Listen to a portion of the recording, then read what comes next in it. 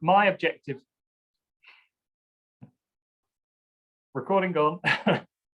So my objective today is to make me seem a bit like a fraud to the Jewish Museum, because a lot of this stuff is complicated. I'm going to do my absolute best to make this as kind of straightforward as possible. So there is a lot to get through, and as much as possible, try and keep up. So let's kick things off. So hello, my name's Lewis. I'm a research associate with the Jewish Museum, and I've been doing some work on the temporary shelter cards. I believe the website with the kind of the results of this is due to come up fairly shortly. So you'll be able to see some of the stuff I've been doing over the past 3 months. It still doesn't sound right saying it's been 3 months. I will not get over that. But outside that, I'm a research student at the University of Essex.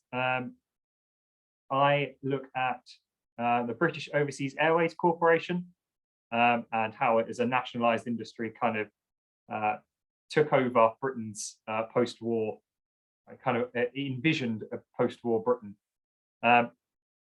And I do a lot of stuff on nationalised industries, marketing, advertising, all kinds of stuff like that. But we're not here to talk about that because I can assure you that's much too boring. We're here to look more at digital stuff. And in particular, there should be a lot of transferable things within this session that you should find useful for pretty much any application on the web or any mapping application or anything like that. I did these guidelines before, but they didn't matter as much last time. This time, I think these are really important to take on board. Again, sorry for those of you that have seen these, but a few rules. No, that's the wrong slide. So this is an informal session. Please do feel free to interrupt me at any point, any time. I want you to feel comfortable and relaxed and that everything's going at the right pace. Although please keep yourself muted, it just makes it a bit easier. Necessary files are on the G drive, which is here. That should give you access to a couple of files and the presentation and a couple of other additional files as well. I'll go through those as and when they're needed. The only one to flag to you at the moment is the advanced georeferencing links, which has a lot of the shortcuts and might actually do a better job at chronology than I can on this presentation. Try to, as I said before, so try to follow along as we go. There's a lot of very, very complicated stuff where if you put a bracket out of place, it will throw a tantrum and won't work. That is just the nature of working with computers though. So try and follow as best you can. Should you have a point, should you have like a spreadsheet that doesn't work for some reason, there's no worries about troubleshooting it. There are kind of completed documents that you can upload yourself, so you don't have to keep up. You can just do it with the stuff that's here. Yeah, don't worry if you fall behind. Okay, now for my serious rules. Because I don't come from a tech background, again, the anecdote that I used before is that my flatmate was an electronic engineer. And he would always boast and brag about how pretty his code looked and how, you put on headphones at midnight and you listen to a code break, the image of the code breaker in movies. That's not how it works in real life, and that's not how it works outside of programming. So keep in mind that perfection is utterly impossible. You're going to make a lot of mistakes. Don't try and aim for something that's perfect. Just because it's a computer doing it doesn't mean that it's immune from a mistake. Absolutely essential. Insider knowledge about programmers. Do not feel guilty about copying and pasting code. They all do it. They're just not prepared to admit it. So Google will be your friend, even for the most basic, simple functions. It doesn't matter. If you get the function, it works. Again, remember humanity. You are all humans. Don't worry about any mistakes. Don't worry if the entire code doesn't work. You'll find that there's a full stop in the wrong place or something pitiful like that. And that's just a part of this. In many ways, headaches are mandatory. There's a particularly key one is that complexity is the enemy. There are a lot of people out there that go out of their way to make code look complicated, because if it looks complicated, it must be good. That is total nonsense. If you make complicated code or code that does one thing in one line, no one will be able to read it, and you've wasted your time making it look like that. The stage that we're going for, if it works, that's great, excellent. That's all we're looking for. If it works well, we're not being paid to program. We're not coding anything heavy. We don't need to worry about efficiency. The key thing we're doing here is making it function. And again, value your time. Sometimes there's a lot of talk about like AI kind of speeding things up and computers saving you time. That's partially true, but it's mostly rubbish. Sometimes it's better to do something manually. Don't worry if you have to brute force something or do it manually. Okay, hopefully a lot of those will make sense as we go through. So let's have a look at some stuff. So today we're going to go through 3 kind of pillars of designing and making maps online. So we're going to be making an embeddable map for use on a website, which consists of 3 different elements. Before we do that, just to show off, so to use this wonderful website as an example, can we all see the Jewish Museum's website? Excellent. So basically, we're trying to make one of these. So this is a little Google map that's put in on a website. It works on a website. Things function on the website. We're going to try and make something like that, because if you can embed it in a website, you can pretty much embed it in anything. So this is a nigh on universal way of putting something digital in something else. And just to make it feel really intimidating, you can actually open up the developer tab. So this is the language that the web page is using. And now I tried this a couple of times and it failed 2 out of 3. So I'm brave for attempting this, but you should also be able to locate. So you can see there's the event. Now, I knew it would be a good idea attempting that. Somewhere within that code is that specific map, and you can actually see it in HTML. But that map is a lot more than just an embedded map. There are a couple of things that are kind of patched on top. So we're going to be looking at 3 different elements. So we're going to look at map design and how you can make a pretty awesome looking map with reasonably minimal effort. Web design, so we're going to look at how websites build themselves, or how you build websites and how you get all of the different elements to function together. And we're going to look at the GeoJSON, which is an awesome file format. Yep, did that. Right. So first and foremost is Mapbox. Mapbox is brilliant. If you like maps, you'll love Mapbox. So there are hundreds of different ways to design a base map that you can embed. So Google Maps is a common one. Bing Maps is the other common one. OpenStreetMap, OS OpenMap. There's tons with various different map-based names. Each of them have their own advantages and disadvantages. Google and Bing are probably I'm reluctant to call them the best, but the most well used, because they're mostly free. But when you want to start doing kind of detailed analyses, so I looked at using Google Maps API to do some of the work for the Jewish Museum, and actually they charge after a fairly minimal amount of automation. So they've all got their advantages.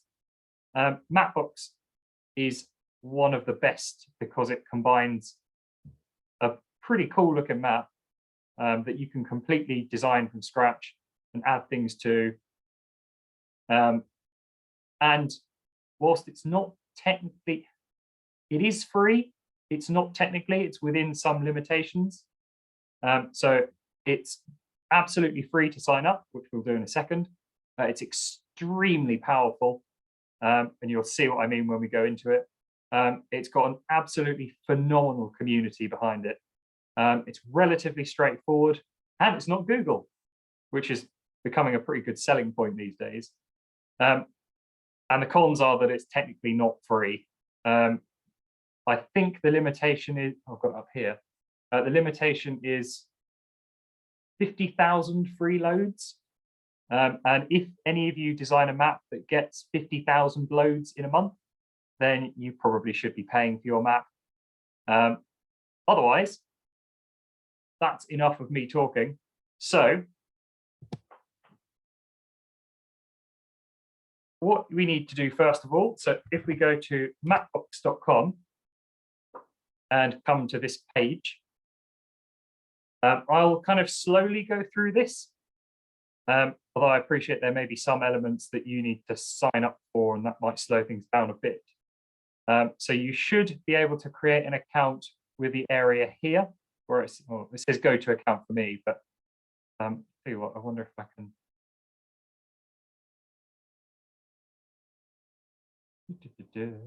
Oh, I'm actually in the Jewish Museum's account. That's handy. So if you sign up for Mapbox via this, you'll have to put in a unique username, and you'll have to add in passwords and stuff. I'm going to ask that everyone can do that. Possibly give you a couple of minutes to do that, because you'll no doubt need to verify an email.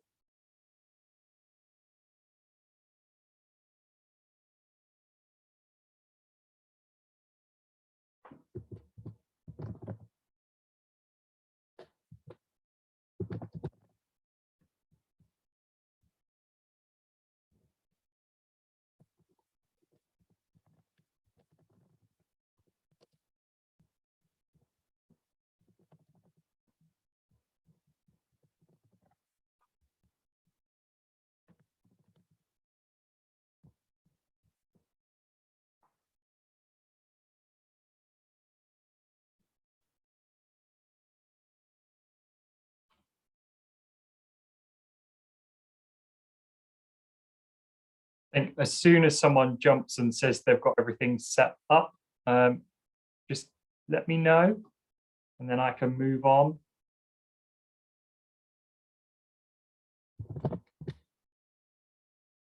Oh, there you go, there's log in and sign up.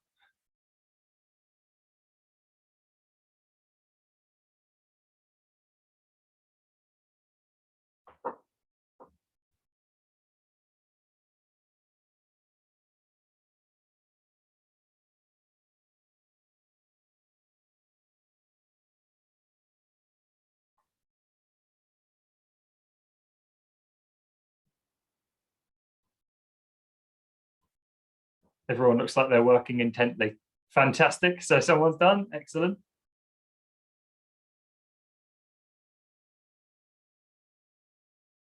Incidentally, I've taught two seminars today, two history seminars today, and this has beaten the turnout of both of them. So it's quite reassuring to know that it's not me. Okay, so I'm getting a few dones through. This is kind of the, I suppose this is really the only step that we need to be at the same stage for. So you should be at a screen that looks like this. So we're at design a custom map style, or create a web map with Mapbox GL.js. I have never clicked on that. It sounds too intimidating, so I'm never going to. We want this one. So design custom map style. So ignore the fact that I've got 3. You can see all of the attempts at the Jewish Museum map that I've gone through. And all of these, this is kind of the map graveyard. So we just want new style. And then you can start seeing how powerful this is. So you get to select which kind of map you want. Let's see, there's some pretty cool different maps. And then for some of them, you can pick your others. Let's go with chilled. That sounds nice. And then when you've got one that you like, you go and customize basic. And it should bring you to this screen. Don't know why it defaults to Paris, but that's beautiful. I like that. So, assuming we're all approximately here, I'm a firm believer in just playing and seeing what happens, which I'll get you to do in a couple of minutes just to see, just to get you to play around it. Just a couple of things to note. So we've got components and layers here.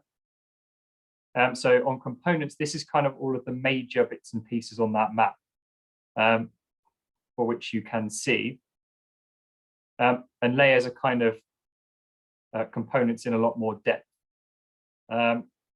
You can click on any of these and you have options to edit everything. They've all got a lock, but you can override them. The style kind of tries to stop you from amending it.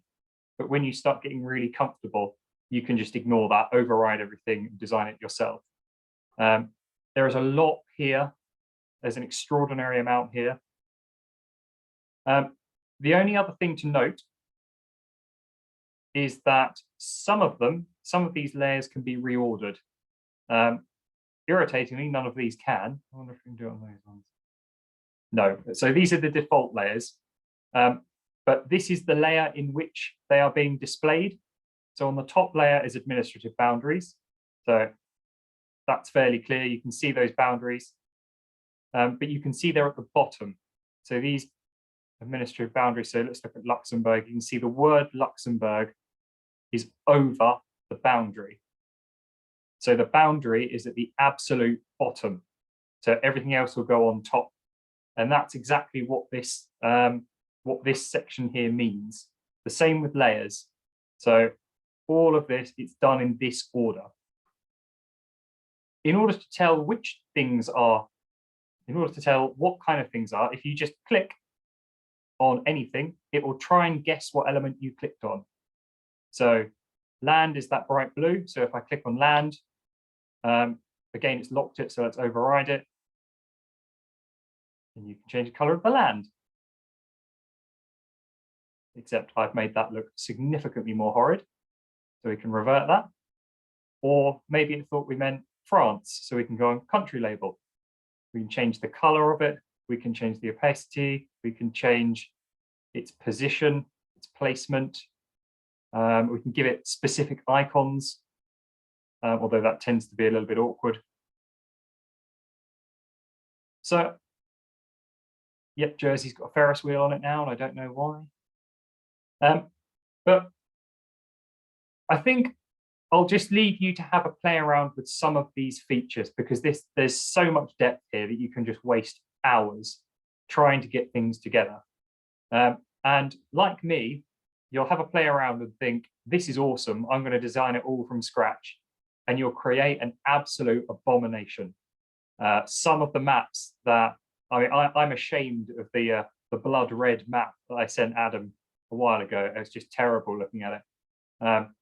But it's have a play with the map, see what you can come up with, and see if you can get something that's kooky.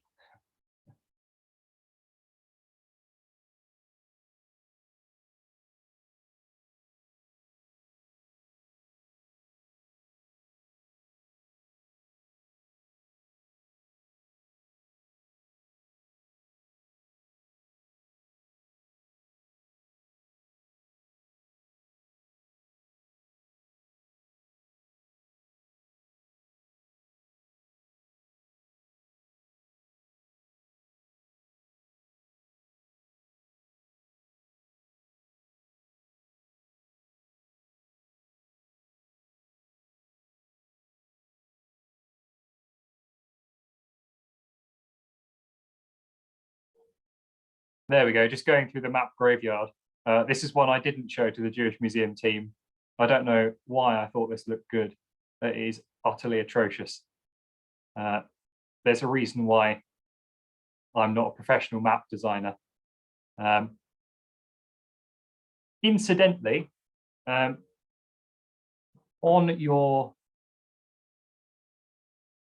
you go on the drive and you go to advanced georeferencing links, there we go. You can go on this thing called Map Gallery. And these are some examples of what the community have done with some of these maps, and they are awesome. I must say, I'm a particular fan of Mineral. There's a comic book one as well that is just unbelievable. They don't look like maps, they look like pieces of art. Have a look at that one. Look at that. That's beautiful.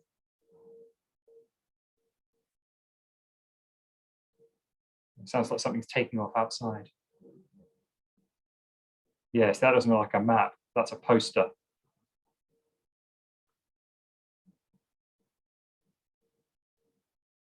Yeah, Leo? Pleasure to meet you, Lewis. Thank you for taking this session. I just want to ask, are all those maps, is there any copyright on them? Or can we kind of go and use someone else's maps that they've made and not get in trouble? I should have expected a copyright question. To my knowledge, they are fine, because when a map is created, it's created in Mapbox. And obviously Mapbox have their own restrictions. So if you make this work of art map that turns out to have 100,000 hits every day, then they'll want a piece of that and they'll own it. So I imagine it's fine, provided you don't do too well. But again, if you're getting 50,000 hits a month, then you probably should pay. Thank you. Have we all had a good play? Within the time limit, obviously, because there's a lot else. All good? I'm seeing a lot of smiles. That's a good start. Fantastic. Okay. So now let's get into the hard bit. So we've got our map. We can just put that in an extra tab, leave it to one side. That's nothing to worry about for yet. So we need to put that in essentially a website. So we use something called, or actually we use 3 different elements. So something I didn't say at the start actually is that you could do an undergraduate course on either one of the 3 things I'm going to point out. And then within this particular section, you could do an undergraduate course on all 3 of these elements. So if anyone here knows about web design, you'll know how much of a fraud I am and how much I'm cutting out just to get this reasonable. So this is, a web developer may laugh at me, but this is kind of the best, the essentials of web design. But every website under the sun, unless it was written post 2010, I think, will consist of 3 core elements. And that includes Jewish Museum's website, that includes almost every website you've ever seen. So that consists of something called hypertext markup language, which is what we call HTML. And that is pretty much a universal language of structure. So I've done, I always get the word wrong. I've done it's not translation. I've done sessions where HTML is used basically to describe elements of words. So some HTML is used to describe speech. So saying something angrily, you can put that in the structure of HTML. We're not doing that. We're doing the original HTML. This is the language in which web structure is designed. This is followed very closely by cascading style sheets. By far and away, the one I know the least. I think there are people out there that have made millions and millions of pounds just through making good cascading style sheets. But these are essentially the pretty bits. So what color are things? It's difficult because they overlap slightly, but cascading style sheets kind of brings the whole website in one line. And the biggest headache is JavaScript, which is often shortened to JS. Now, and this is primarily used to make things happen, particularly to make things happen over the website. And you'll see that happen in a sense. So, like I say, each one is horrendous in its own way. Particularly, might I add, is JavaScript. If anyone's tried Python before, Python is a beautiful language. Python is great. It's so easy to understand and interpret. JavaScript, on the other hand, absolute nightmare. I know people that have studied JavaScript for 3, 4, 5 years and still don't really know how it works. So JavaScript is a really difficult one to kind of interpret. But we won't be doing too much interpreting JavaScript, again, because you probably want to do an undergraduate degree in it. So usually, when a website is built, it will be built of these 3 different elements, and they will cross-reference each other. This has an advantage. So we'll have one HTML structure page, one CSS page, and one JavaScript page. And that way, on the one HTML page, you can pull a cascading style sheet, you can pull some JavaScript, and you can have lots of web pages do the same. So you only need one cascading style sheet and one JavaScript, and then you can have that on as many pages as possible. That's not what we're going to do. It's completely possible to divide this map up into 3 separate segments and get them to cross-reference each other. That's totally possible, but it's better, I think, if we keep it on one page. Again, this is what I did for the Jewish Museum, is that it's one big chunk of code. So, to the fundamentals of web design, this is essentially how we write HTML code. And when I talk about HTML code, that's kind of when I talk about HTML, I'm talking about all 3. So HTML will lead here, and that's the most important one to kind of grasp. So HTML is nothing but text, so it can be written in pretty much anything. I think Microsoft Word has an HTML compatibility. Notepad is a very, very common one as well. It'll look terrible, but it will function and it will port over into anything else that can read HTML. There are even online platforms. So just to give you an idea, JS Fiddle, I think, is awesome as well. So on JS Fiddle, it's literally an interface with them all split up. So you can write JavaScript, HTML, and CSS, and it will display the results of that code there. It can be ran independently. So this, I think you'll see a lot of the map kind of user help guides use JS Fiddle. Same with CodePen, although CodePen is a little bit more difficult. And these are all free. Yeah, I don't like CodePen. CodePen's a bit awkward. But without a doubt, if you take one website away from this session, take W3 Schools, because these are kind of leaders in getting people to HTML code. So you can try a front-end editor. So this will all work live. This will teach you the fundamentals. And they've also got things on all sorts of different things, including everyone's least favorite JavaScript. And you can run things side by side. So this is a fantastic website. So most languages, though, are finicky and irritating.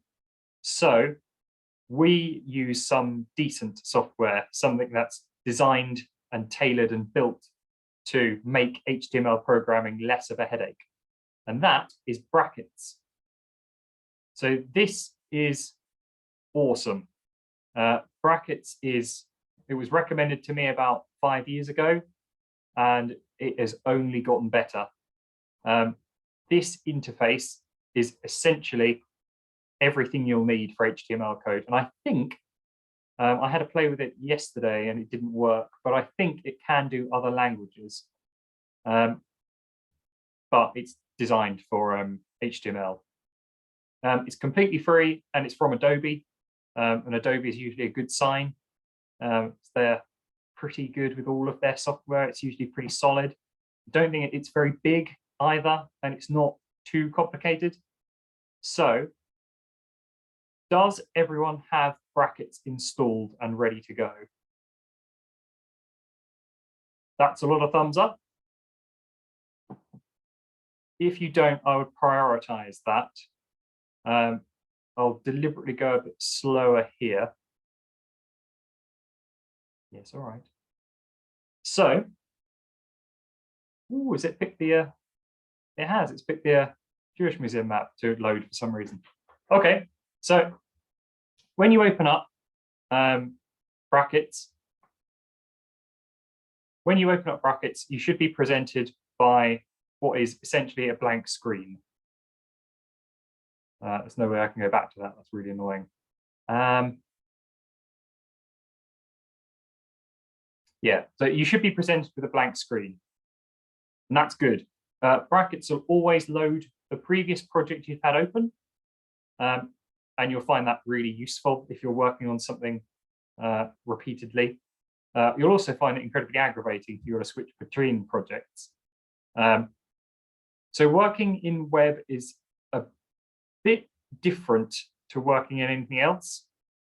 So the first thing we want is to construct a folder tree. So we want to, if you find a folder that you want to put stuff in, so I've got my Jewish Museum folder here, so I'm going to put it in workshop. So I'm going to create a folder called brackets showcase. And that's probably another interesting point to raise, actually, is that try and avoid using space, the space bar, to indicate a space. Always try and go underscore, because there are some things that will just refuse to work with a space in it, particularly in brackets. So from this folder and within brackets, stop using space, unless you specifically know to use it. So we've got brackets showcase here, and there's nothing in it, so it's just an empty folder.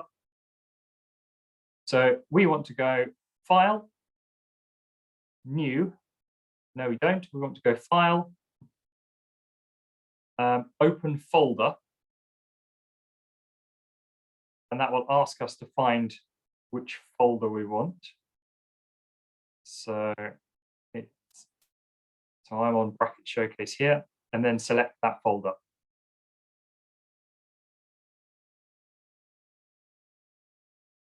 Yep, that's complaining, although I don't know why, because it's successfully found it. So now we've got what is essentially a blank slate. Are we all here? Sweet. So now we'll go File, New, and that will just open up a new page. So you can tell because you'll be able to type stuff. It has on here untitled.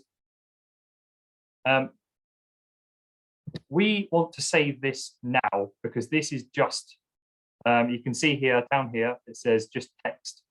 We don't want that. We don't want text. We want it to interpret this as HTML. So we go File, Save As. Now, tradition in web design dictates that it's called index, but it's really up to you, provided you're consistent. So let's be boring and let's call it index. However, it must end .html. So the file is called something.html, and then save that. And then we can see here that it's recognized that this is an HTML file. And that's a good sign. That means nothing's caught fire yet, which is good. So with that, now again, this is HTML programming. So this is an undergraduate course in about 10 or so minutes. I'll definitely leave you some time to kind of play around with this. But web design is all done through HTML code. What we can do here, and what makes brackets particularly powerful, is that we can go on this little icon here, and it says live preview. So let's try that. And it should boot up your browser, ideally Chrome, but I think it will work with whatever. And it should open just a blank sheet like this. Again, we want to see what the browser itself is trying to interpret. So let's have a look. So if you're on Chrome, if you go to, I always get lost doing this, more tools and developer tools, or Control-Shift-I, I keep doing Control-Shift-I, it can tell you what it's trying to interpret. So as you can see here, it's complaining that there isn't anything. Again, elements, this is essentially what it's trying to interpret, and there isn't anything because there's nothing written. So that's a good start. That means it's correctly interpreting things. So HTML code works within brackets. So we want, let's say we want to write a bit of text in. So I can declare, I've deliberately written it down again, because I'm trying not to Google in front of people. So we want a heading. So we can declare heading at level 1 and then close that bracket. And it automatically, what am I doing? I'll do this.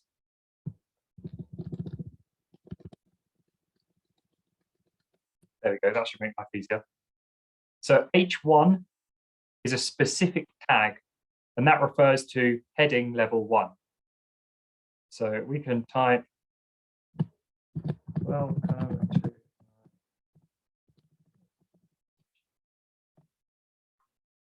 and then, okay, I don't know why live preview sometimes works. Sometimes it will live preview and others it won't. So if it doesn't, just stop that and then live preview again.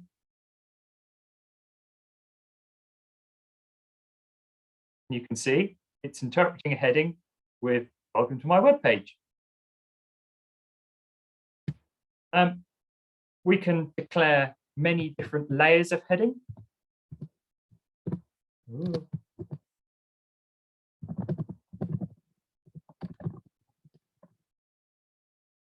And try that again.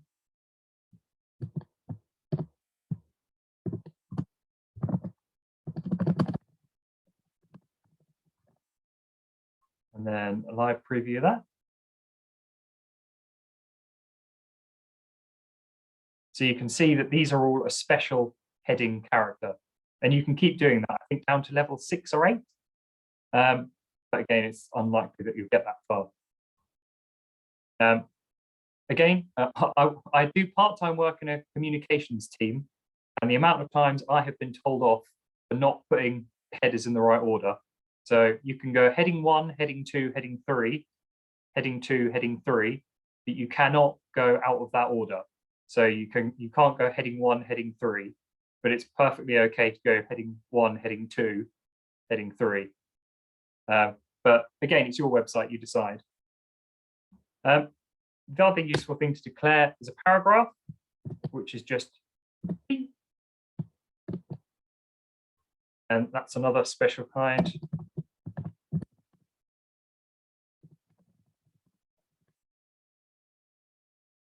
Which we can display. And you can see it's just inputted some basic text. We can also add in some extra formatting. So this is where it gets a little bit head hurty. Let's do something a bit more interesting.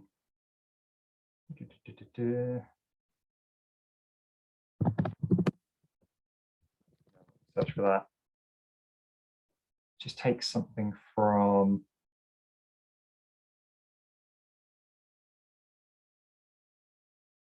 that'd be fun, wouldn't it? So let's steal something from my thesis, just so that we've got some words.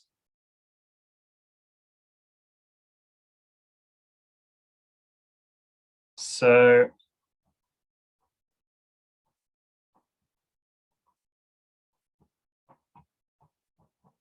do my acknowledgements, that'd be a bit weird, wouldn't it?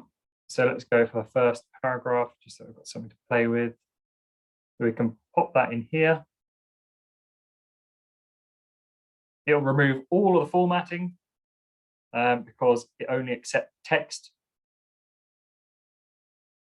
in your own time. There we go. You can also see that the live preview is functioning as well. So this is absolutely live. It is working alongside. So what we can do, we can add in a couple of things. So we can add in a break, which is incredibly useful. So that is open bracket BR closed line, close bracket. You didn't complain like that before.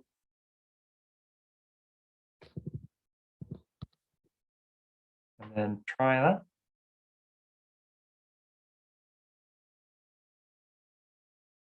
And it won't work.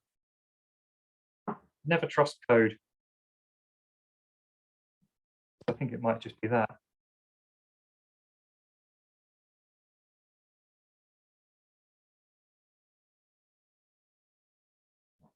Nope, that's complaining. W3 schools will give you their detailed information. So what we can do instead, because the three things that you'll need most of all. So let's say we want some bold text. So that's different. That's not bold. That's something which we call strong. So type in strong, close bracket.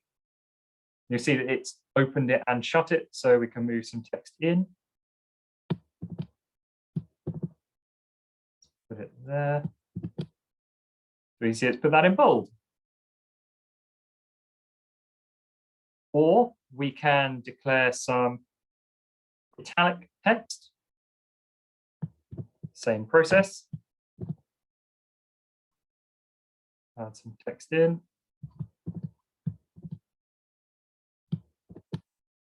And it adds that italics.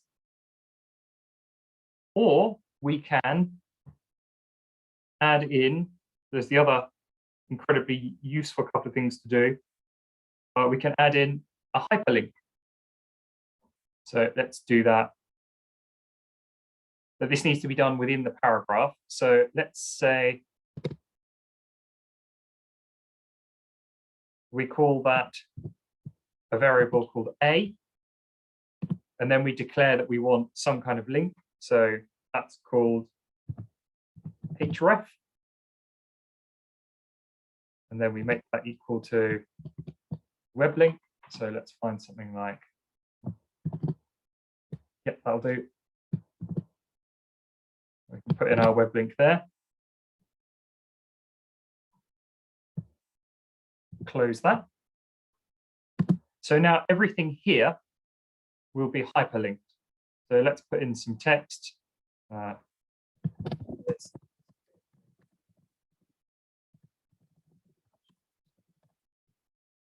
And there you go. So that's hyperlinked. You'll possibly notice that this website looks a little bit 1991. And that's pretty much because this is the fundamental level. CSS would basically be the thing that turns this into something like what the Jewish Museum has, with lots of infographics and other things in different places. I'm not going to go into any detail about that at all, really, because we're only focused on these basics. It's the only bits we actually need. So I'd like to give you a couple of minutes to have a go playing around with your HTML code. As soon as I remember where I put my PowerPoint, there it is.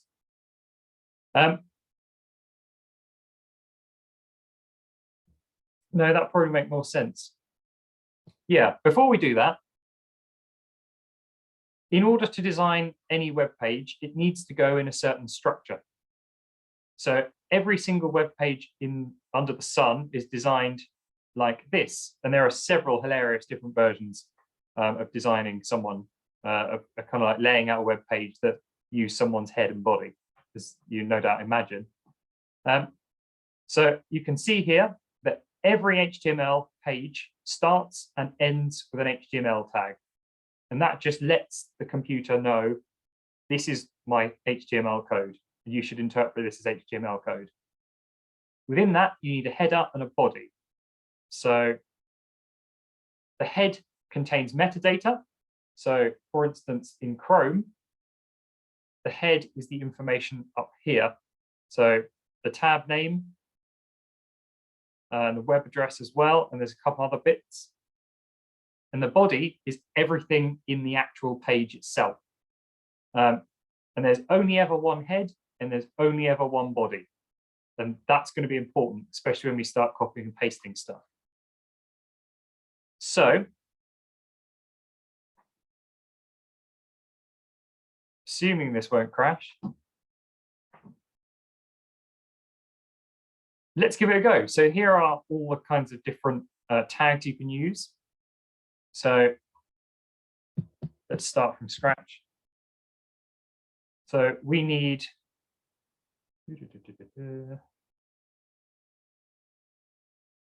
so we want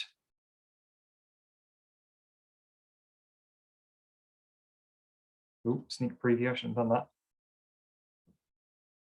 So in everything we need to start as per that layout. So we want open bracket HTML, close bracket. So there are our two main brackets. We want a head,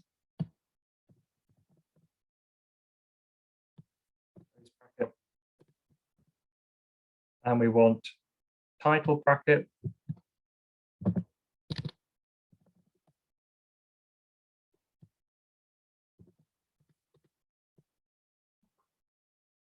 a title,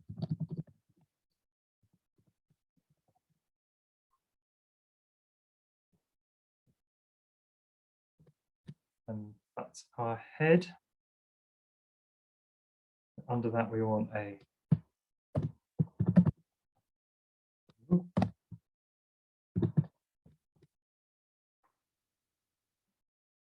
body, post body HTML. Yeah, so this is everything we need for a web page. Yes, it should work if you have Chrome. This should be universal, so it should work regardless. So if we live preview this. Oh, yeah, I just mean if I don't have Chrome, is this going to be a problem? Because it seems to want Chrome to do any preview. That's an odd one. I assumed it wouldn't complain. I'm using a Mac, which may not help either. Right. I apologize. I'm not well versed with Macs. But as we can see here, so we've called it test web page. Let's call it something more obvious. We can see that that header is functioning correctly. Okay. So if I give you a few moments, have a go at playing around with some of the functions.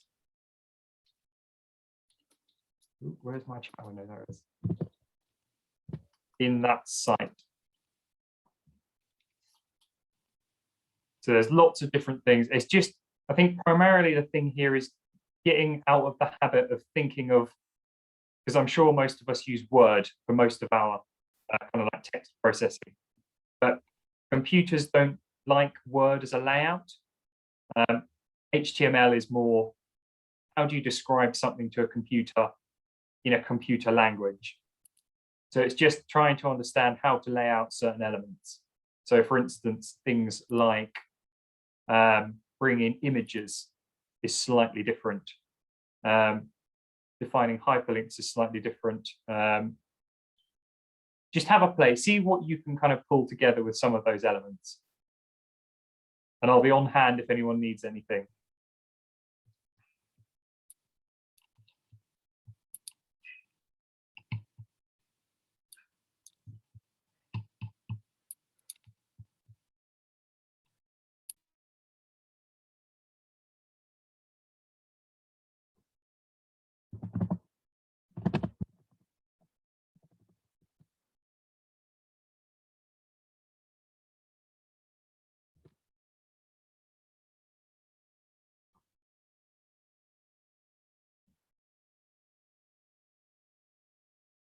I'll go on mute, but I'm still here. Just yell and I'll hear.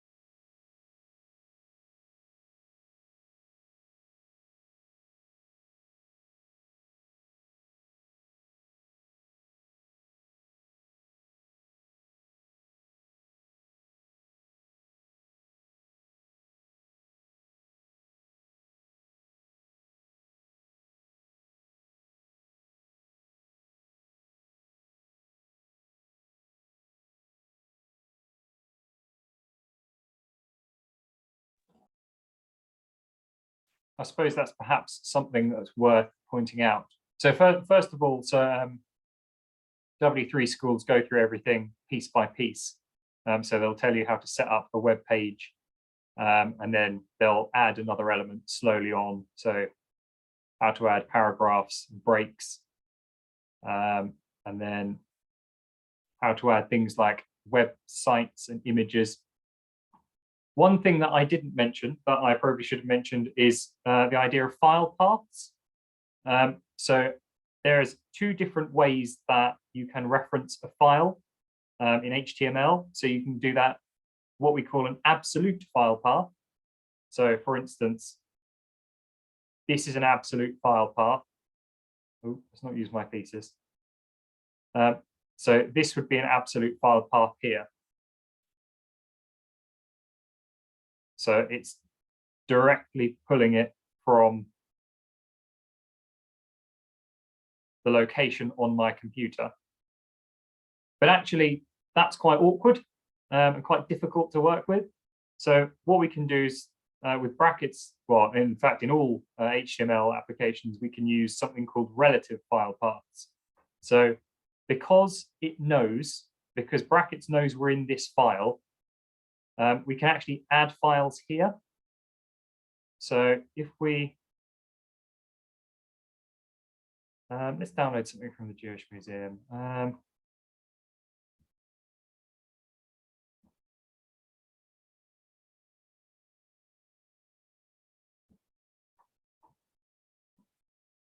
Oh, it's too many links. So if we wanted to save an image, so we could go,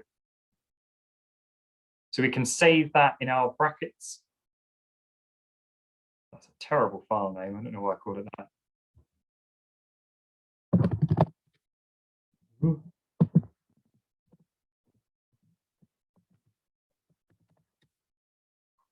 So we've called that image. And what we can do is we can pull that across in brackets by just referring to it as image. So rather than writing all this, it will know, and we could just refer to it as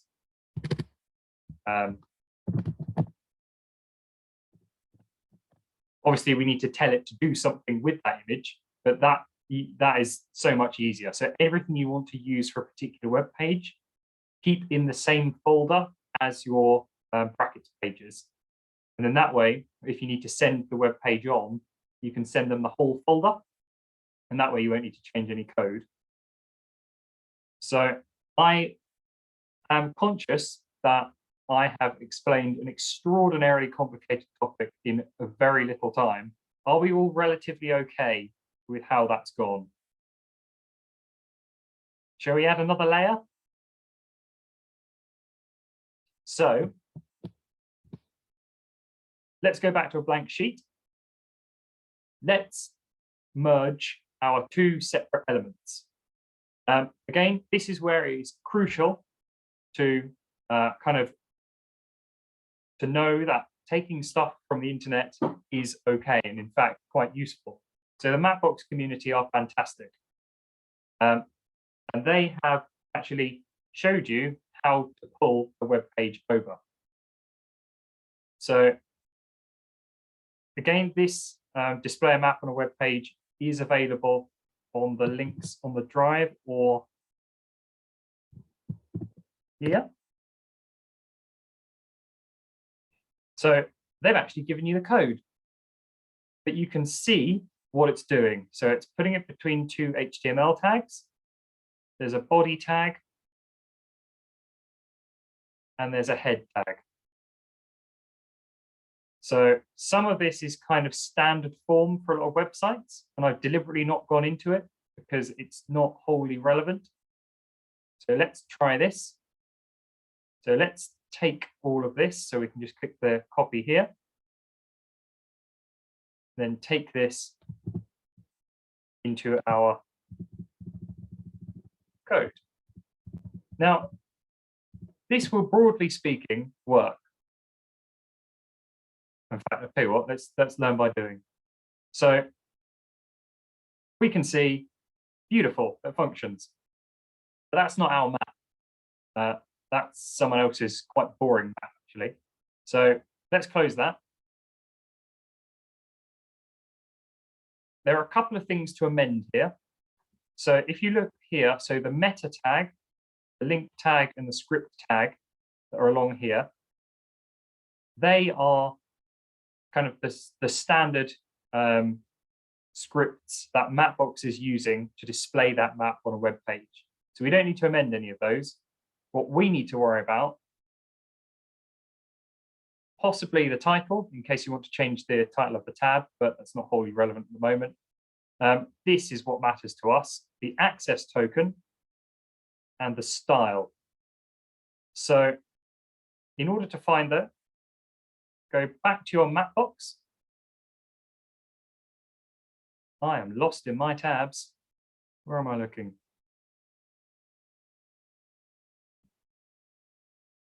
There we go. I'll take my embarrassing one because it looks so obvious that I've made it. So when we're on this map, we want to go share and always err on the draft, I think. And Mapbox provides everything you need. So down here, you've got your access token. So copy that. And then make sure you do it between the commas, speak marks like this, quote marks. And then the style URL we can simply insert here. Run it. Always get a bit nervous at this stage. Yay! And there we go. So we've brought in our map. You'll notice though, it's still starting in Jackson, Greenville, various different parts of the US. That's fine, but we don't really want it to start there. So we can play around here where it says center. So we can actually find that on Mapbox's map. So we can see here, let's get it to a state where we like it. So let's say we want to zoom in on London. There are your coordinates. So this is zoom level 7.3, latitude coordinate. I think, yeah, long and lat. Good job they've left those comments. So it's the other way around. So you put that one there, that one there.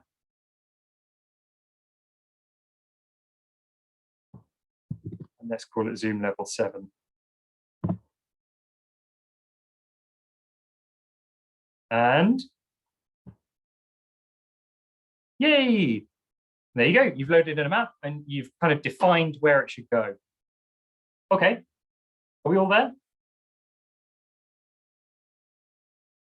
Looking good. I'm seeing some happy faces. That's a good start. So shall we go a bit more complicated? Let's add something else on. So what we've done in essence at the moment is we've added a base map. And this is what Mapbox is. It's a base map. We can, however, add layers to this base map. So the way I came up with in my head, after going through several different examples that made no sense to anyone. So we put down a tablecloth. We can't do anything to that tablecloth pattern, not outside of Mapbox. So Mapbox, you design your tablecloth, and when you pull it over in HTML, you lay it on the table. You can't change that when it's laid on the table. What we can do is we can put more things on the table. Incidentally, in the feedback, if that doesn't work as a metaphor, please just ignore it and tell me that I'm bad at metaphors. We can technically do this within Mapbox. However, there are reasons why we won't want to. And if you want to find out more about that, that is linked to their whether you should do it in Mapbox or whether you should add it by Java. If you do it in Mapbox, you can't do things to it in a web page. So, but we want it so that we can do stuff with it. So we want to add the data on top. That and it makes the code look cleverer. So we are going to use what is called the GeoJSON. And they are awesome. I love GeoJSONs. So this is a standard format for geographical information. And this derives, I don't know if anyone's ever heard of a JSON or a JavaScript object notation. And this is essentially an open standard file format, which is basically readable by a human. Now, I say basically readable because it's not that readable, but you can follow it as a human. Doesn't look nice, but it is broadly easy to follow. And it is nigh on universal. So many different applications use this. For instance, Network Rail, you know, all of the train boards that display that the next train is blah, blah, blah, and then list all of the destinations. That's a JSON. They're pulling that information from Network Rail's JSON, which is kind of universally accessed. And that will say like current station, following stations, time, blah, blah, blah, blah, blah, all kinds of different information. So a JSON is absolutely universal. And if you need to talk to a different electronic device, use a JSON. And it is much more powerful, though a little bit more awkward, than a simple latitude and longitude like we did in the session before. So this is best done by another awesome website. I'm going to clean up my tabs because I am getting lost. Oh yeah, I'm really getting lost. I don't even know how I've opened this many Chrome tabs. So we are going to try that with a web page called geojson.io. So this is, in essence,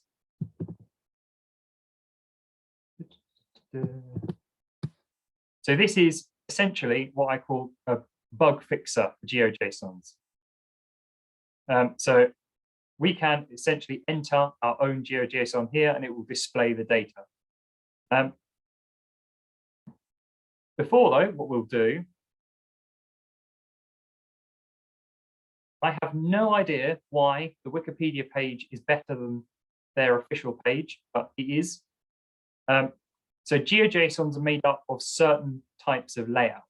So we can have either a single point that will look like that, or a line string, or a polygon, or I think in the node that's called a donut. Several different points on one, several different lines on one, several different polygons on one.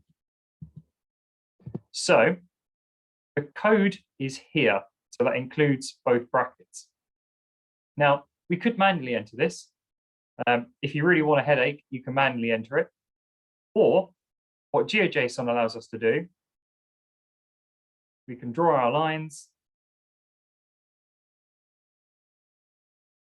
and it writes the code for you. So what it's done is it's described its type. So it's calling it a feature and it's giving it some properties. It's describing that it's a line string, so you can see it's drawn a line. And then it's giving each of those a latitude and longitude. So have a play. So you can do polygons, and it will define those in the code. And I can't remember what I did, but if you look at example for map, I've given you some GeoJSON code so we can see what that does. And I can't actually remember, so I think I know what it is.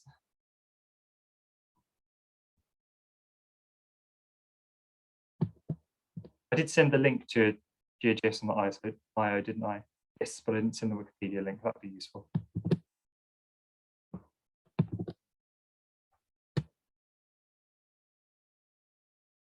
So in essence, this is the bug test. So if you've written or got GeoJSON code, this is the best place to see that it's interpreting it correctly. So let's see.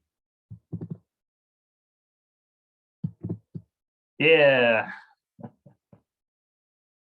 It is what I thought it was. Fantastic. So you can see a variety of different points here. So this is a polygon, this is a line, that's also a line, that's also a polygon, and that's a point. But the point is, I can give you a set of text and GeoJSON will interpret it in a format that is relatively easy to read. Okay, are we all good with this so far? Awesome. So now for what is, I don't know whether cheat's the right word. I think I'm being really unfair by calling this a cheat. We want some data. So we've got a problem.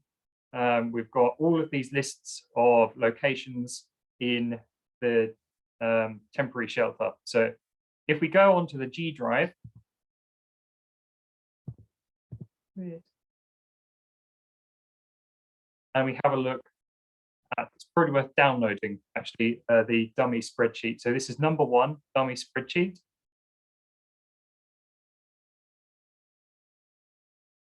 Let's have a look at that.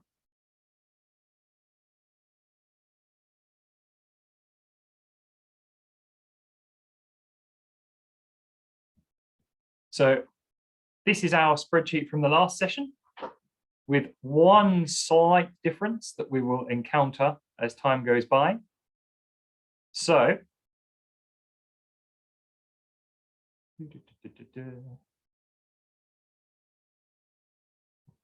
what we could do if we had lots of time on our hands is we could essentially put these in manually. So we could define points and then alter the coordinates for each one, giving it extra data. Now, that's fine. It'll take you absolutely years, but it is technically possible. So we're going to cheat because that's what computing is all about. So we're going to use a tool called CSV to GeoJSON.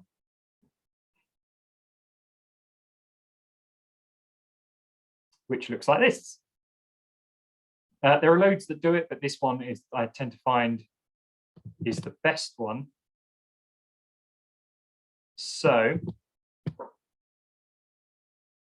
the only thing to point out about this software, and actually the only thing to point out about GeoJSONs and the kind of the data you provide them, is that they expect a latitude and longitude coordinate somewhere. It must have a latitude and longitude piece of information. So that will be any number, usually 2 digits, or 2 digits to 4 or 5 significant figures. But it must have something in the latitude and longitude column. So yeah, as such, it must absolutely contain no blanks and no strings. So I've tried to show that off in the spreadsheet. So if we try to convert this to a GeoJSON, it will complain because there's nothing here. So when it's uploaded and it tries to tell the system what that coordinate is, it won't default to 0. It will fail because it's expecting a number. So if we don't have that information, kind of the workaround we did for the Jewish Museum is that we just gave it a nothing coordinate. So that just means it will go to 0, 0 on the map. And that needs to be done throughout.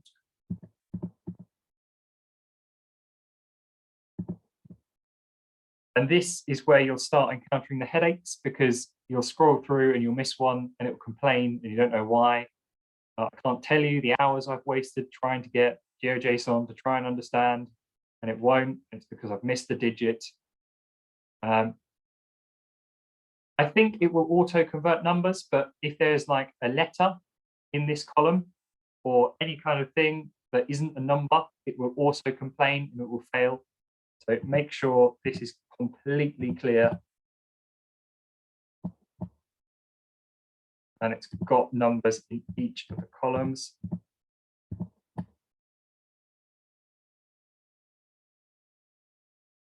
So now we've got a useful spreadsheet like this.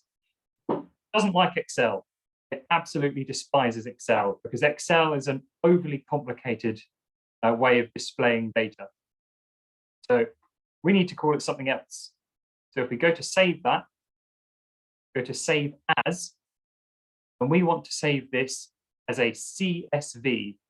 So that's a comma separated values file. So if we go here where it says XLSX, and we want comma delimited, so .csv. Now, word of warning when you do this, when you start using your own data, always back this up. There has been a couple of times where I have lost a couple of hours work because it's converted it to a CSV and dumped everything else. So please, please back up your spreadsheets. So if we save this, it will tell us that it doesn't support workbooks because we've got multiple workbooks down here. So when we go OK, it will commit this worksheet and this worksheet alone to a CSV. So we can close that. There we go, it's saved as a CSV file. No, it hasn't, because that's the CSV file. Yep, so that's comma separated values. Excel by default will load CSVs because Excel is a clever bit of kit. So we can see here. So it's dumped all of that formatting. It's just completely removed anything that's unnecessary. It's removed all of the worksheets. So this is what comma separated values file is. And then if we drag that over, or actually let's make life easier. So let's go and choose file, and you can drag that over.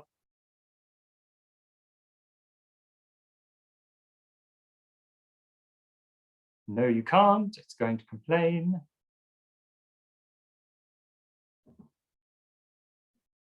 Oh, it's all about how you lay out your folders, and I've never been very good at laying out folders. Dummy spreadsheet. Load it in, and you can see what it's done automatically is it's loaded that as a GeoJSON. But we're not done yet, because if you notice, this data comprises of 2 latitude and longitudes. So there's one here. This is our arrived from, and another one here, our departed to. Now, if I may recommend something, if you ever have to do a project in which there is an arrived from and a departed to column, split them up. Don't do this. Do not follow in my footsteps. Make them 2 completely separate spreadsheets. However, if you don't believe me, what you can do is because you can only declare 1 latitude and longitude coordinate. Only one of these matter. So that's the only coordinate system that matters. The other one doesn't. So it just considers it an extra bit. But we can decide here, no, we can't, it's that one. When we choose our output options, which one to pick. So it's picked 6 and 7, but we could quite easily pick, what other columns are they? 15 and 16. And then that will declare columns 15 and 16 as your lat long coordinate. Okay, so we can test this and see if it makes sense. As you can see, it's already testing that, but that map has never worked for me. Put it in geojson.io. And there we go, that's a good sign.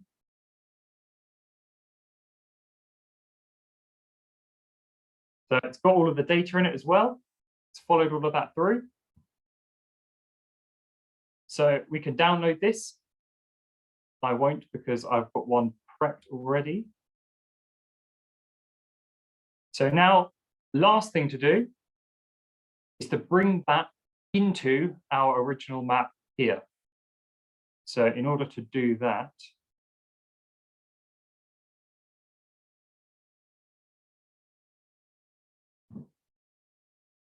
I put the link in, but didn't put the other bit in. So I'm clever enough to have thought ahead. So we need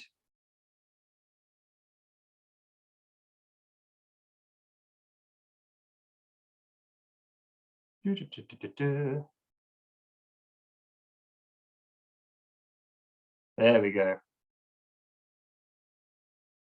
Both condemn my own preparation and fix it.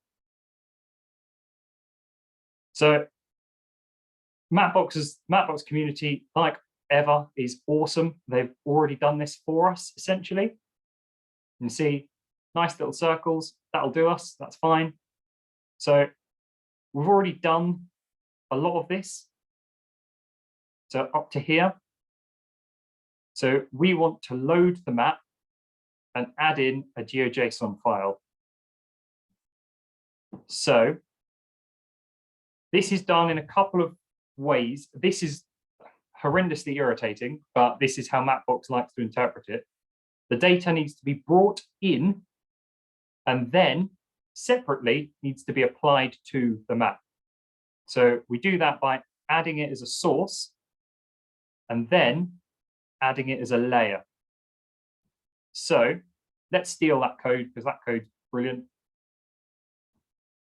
And you will definitely make mistakes with the brackets here. I guarantee you, I still haven't mastered that. So please don't worry. If it throws up a hissy fit about the brackets, that's fine. We can amend that. So we've got our code here.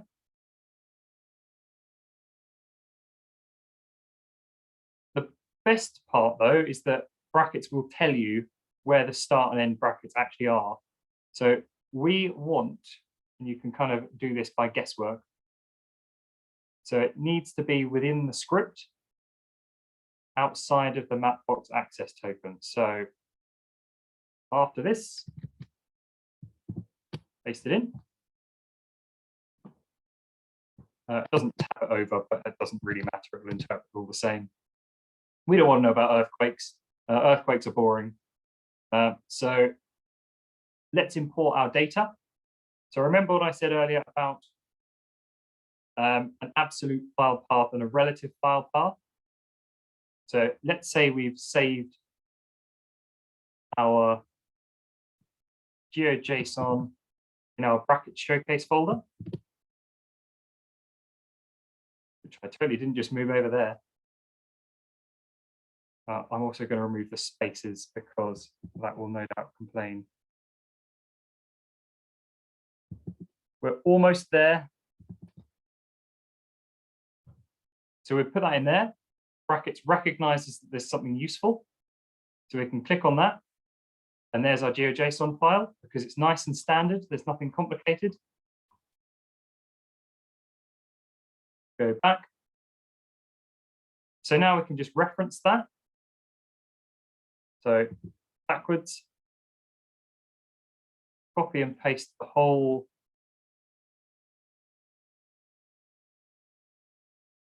title.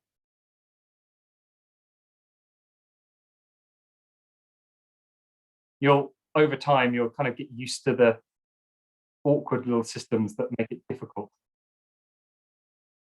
So we want that, but we also want that file. So copy that. We can put that after the slash. Earthquakes is a bit of a, so let's call that JTS data.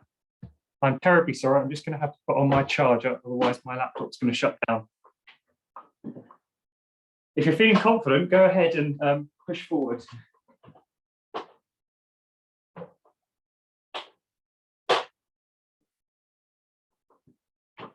Oh, can you believe it? I've been doing this session for pretty much on time and the battery runs out before the last couple of minutes. Absolutely typical. So we've called the source JTS data. It knows it's a GeoJSON. So the source will be JTS data. It's conventional to call that the same. Again, Lewis had some quite long nights trying to work out why the data wouldn't load, and it turns out because he didn't name it particularly well. And let's see if we've got progress. Come on, make my evening. Nope, so it's complaining. That's fine though. So we can ask it what the problem is by going Control-Shift-I. It's probably a brackets problem. Unexpected end of input. Yeah, it's a brackets problem. So that just means we're missing out on a set of brackets. Yeah, as we were.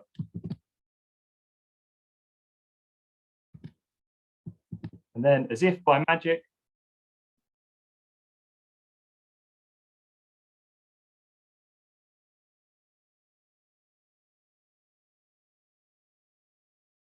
there we go.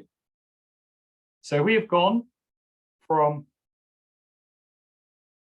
to be honest, like most of my week, I don't know really how we've got there, but we've gone from, what have we gone from? We've gone from a spreadsheet with some data on it to designing our own pretty map that looks kind of really striking and is really, really useful, to putting that in web code. And now we're loading our own data on top. And because this is HTML code, we can do loads with it because it's Nile universal. So just as a sneak preview, and I know I'm 1 or 2 minutes over time, we can add in a bar like this with interactivity. We can add in a filter that functions, and we can really play around with the map. And we can also make it so that it displays messages. But unfortunately, there isn't enough time to do that. And like I say, we could do a degree on all of this. With that, thank you, everyone. I'm so sorry to have gone over by 1 or 2 minutes, but hopefully you've picked up something there. And it's been an absolute pleasure.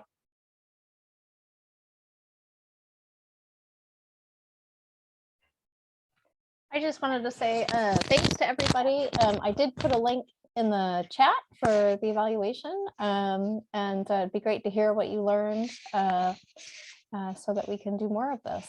Can I just ask, was anyone here, have you come to an event before or hosted by the Jewish Museum?